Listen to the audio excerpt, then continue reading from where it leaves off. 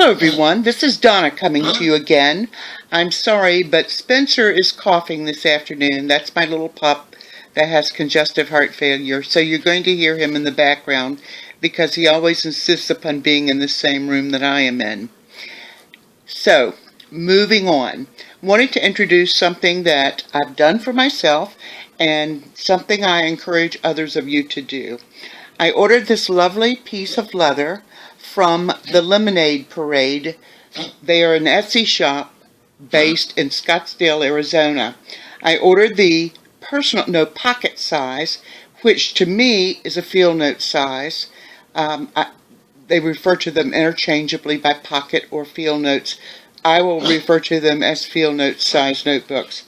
Anyway, this piece of leather, lovely, isn't it? I want to show you. Let's see if you can see some of the graining in it. Let's see about the back, the striations in it. Can you see that? I'm not sure that's there, maybe a little bit. This came pre-cut in the proper size. The corners were not rounded when it came, and I almost left them square on the corners, and then I thought, no, I'm going to round them, and found out that my chisel was as dull as could be. So I used a pair of very sharp scissors to round the corners. I will probably go back and neaten those in the future before I start using this little notebook. Anyway, what I ordered was this piece of leather, and I ordered royal blue cording to go with it. They sent enough cording to make one strand internally, possibly two, and another piece to go around the traveler's notebook as a closure. I wanted 4 strands in my field notes notebook, so I strung 4 in black, which leads me to think, do I keep this in royal blue? It kind of looks nice. Or do I go back and restring this with black cording, elastic cording, to match the bindings on the inside? Haven't quite decided what I'm going to do about that. But I wanted to share with you, I have set this up just for purposes of demonstration today. I haven't put this into use yet, but you can see the inside of the leather is just lovely, as is the back. This has got a little rougher texture, but that's okay. You're supposed to treat them every so often anyway, and I think this will calm down in the future. I did insert some field note notebooks so that you could see. This happens to be the one with the synthetic paper. You have to be sort of careful about what you use to write on this synthetic paper. It's not always great with fountain pens, but does very, very well with ballpoint pen, and gel pen will also work, as will, I'm sure, other things that I did not try. And here's another field notes. This is from the County Fair series, and I live in North Carolina, so I got those for the state of North Carolina. You can see we're located here on the coast. These little notebooks I found, and I was so excited when I did. I found them in the Dollar Tree, and I believe there were 4 in a pack, maybe only 3. But they had these lovely birds on there, and I thought, oh, that's wonderful for springtime. So I picked up the pack, and when I opened it, I was delighted to find that one of the notebooks was grid. So anyway, I just put this back here. Now I've got 3 notebooks strung right now, as you can see, but you could put 4. I still have one more cord that I've not used. And another thing that I would do is I would put, let me get this back in camera. I would put a PVC, what do I want to call it, insert.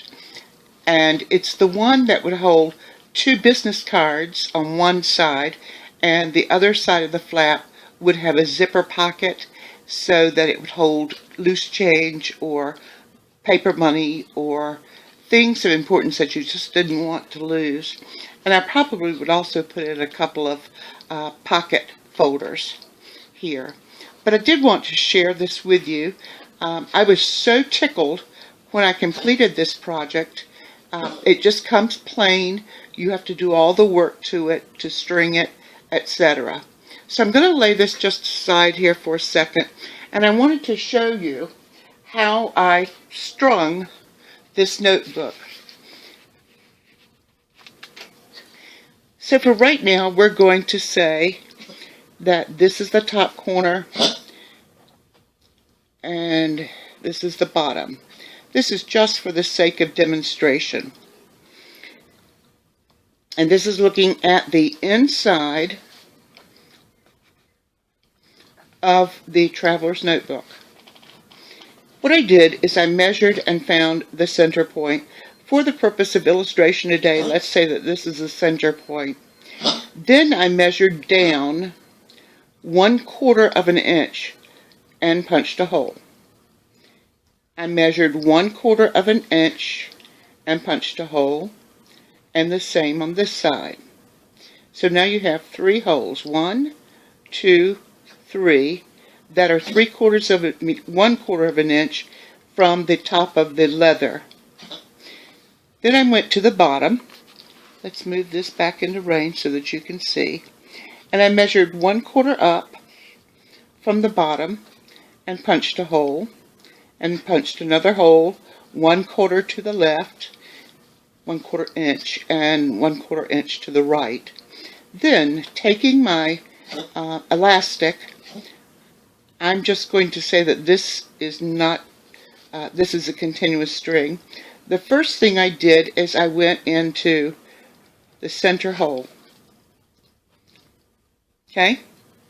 Then I went to the outside and came back up through this hole and came all the way down to the outside hole there.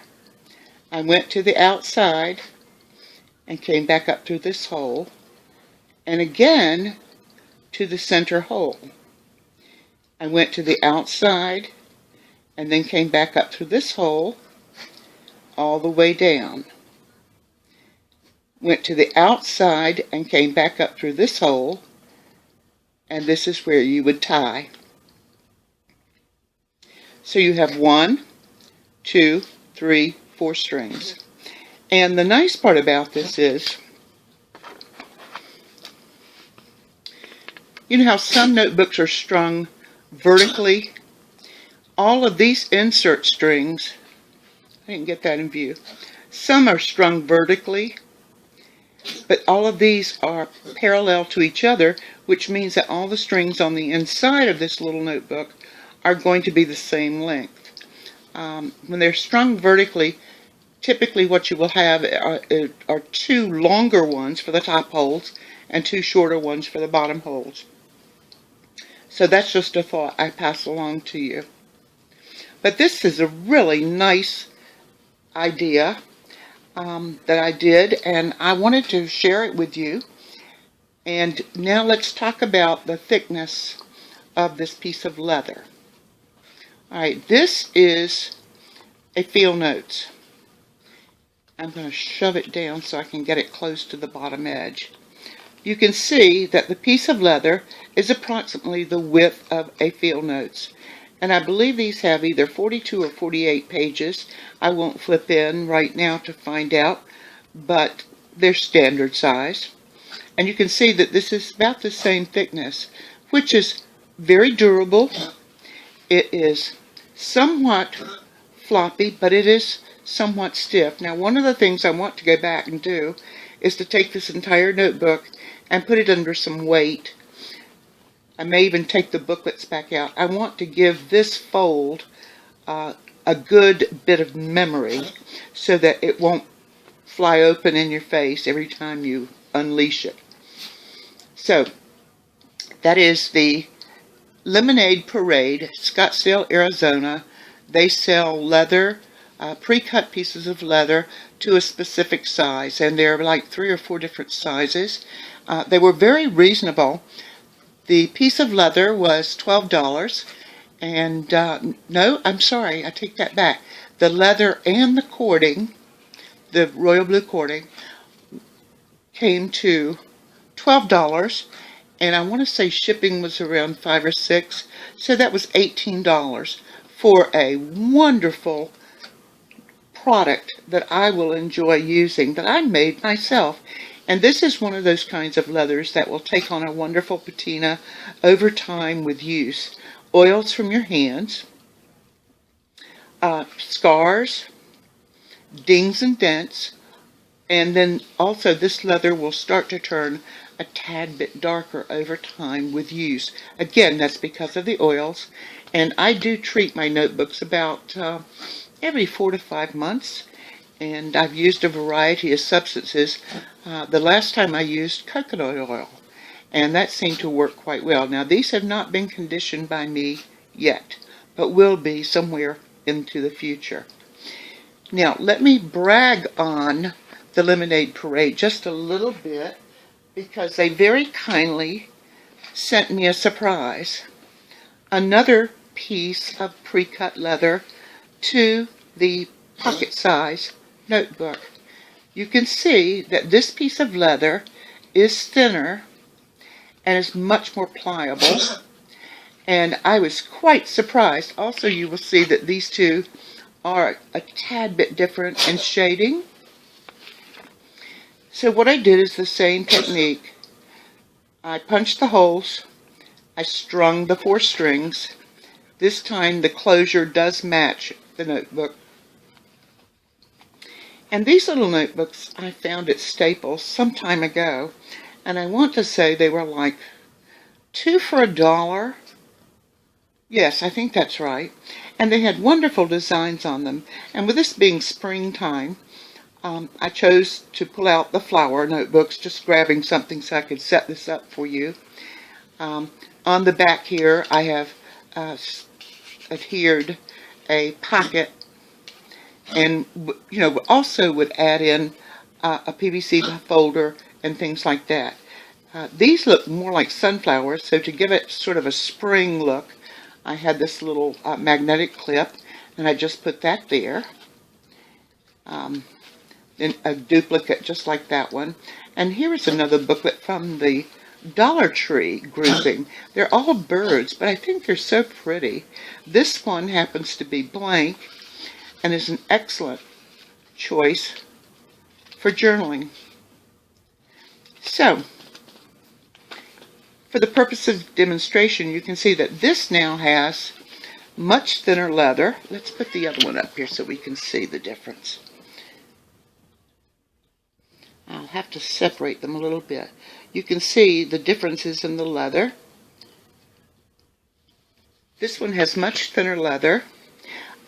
It's cut a little bit more on the slight side.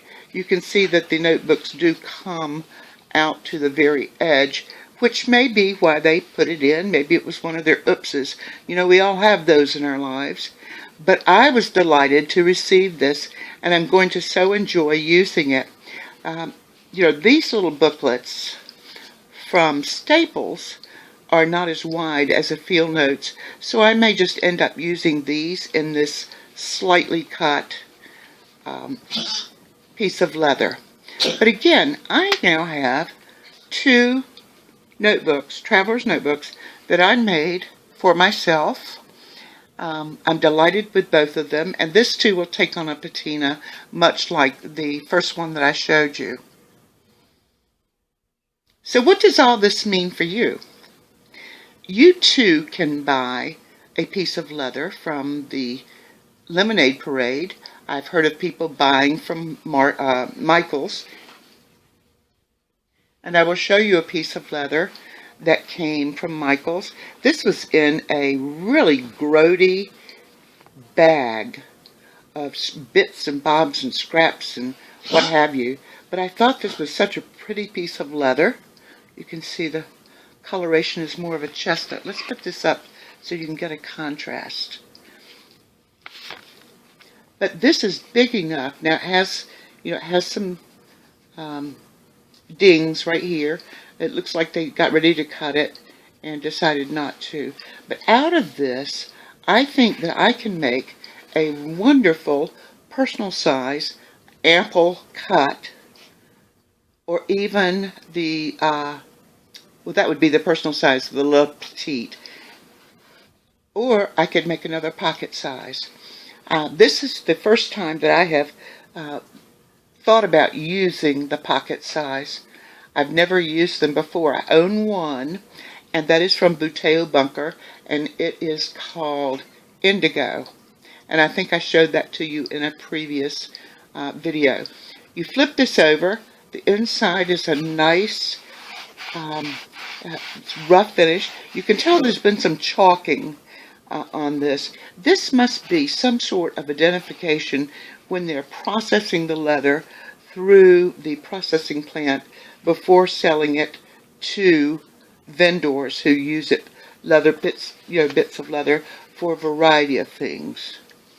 But anyway, this is a piece I did find at Michael's. I would choose this probably be the front, and because this dings on the back, nobody will ever see that. I'll be the only one that probably will even know it's there. But could probably, you might even be able to get a standard size out of this. However, I will tell you that I'm not as fond of the standard size because I have greatly downsized my handbags.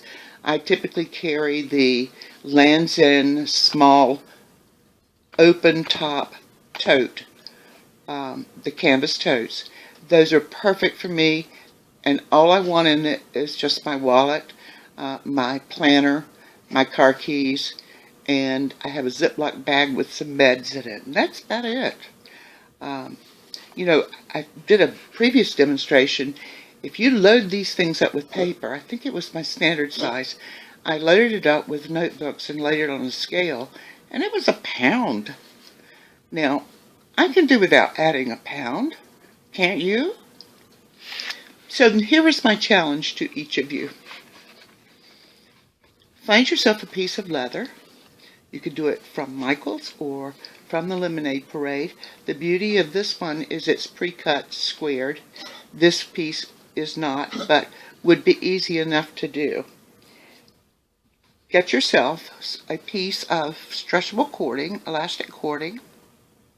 You can paint this.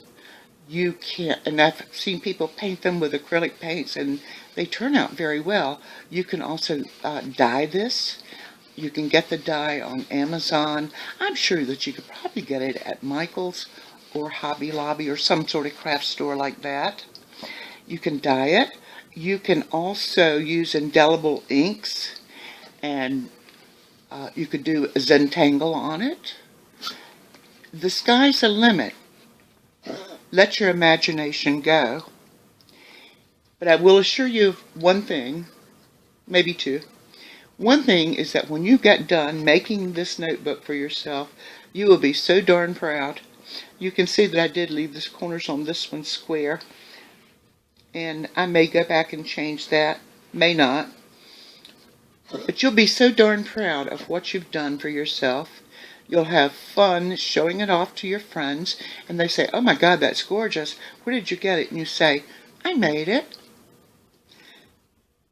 And you will have another gorgeous notebook or traveler's notebook to add to your collection. And if you do take the challenge, I would love to see pictures of what you do with your particular pieces of leather. So this is Donna asking you to take the challenge. It's fun. If you make a mistake, perhaps you don't have too much invested. I did see Carrie Harling. She took a standard. I think the dog started chewing on her standard midori, and she cut it down and made a personal size out of it. So once a leather piece has been cut, you can always cut it again. I think it was MyLifeMits opened up the new commemorative midori, and the total size of it is probably 3 inches tall, maybe 2, and 1.5 inches wide. It's a commemorative traveler's midori, traveler's notebook, and I'm not sure it's meant to be used. I know I couldn't use it. It was too small, but it was the cutest thing, and she just showed that in a recent video. So if you like this video, please by all means give me a thumbs up. And if you want to see more of these videos, by all means subscribe. And I will put the link down below for the Lemonade Parade in Scottsdale, Arizona, and their link to their Etsy shop. So this is Donna signing off.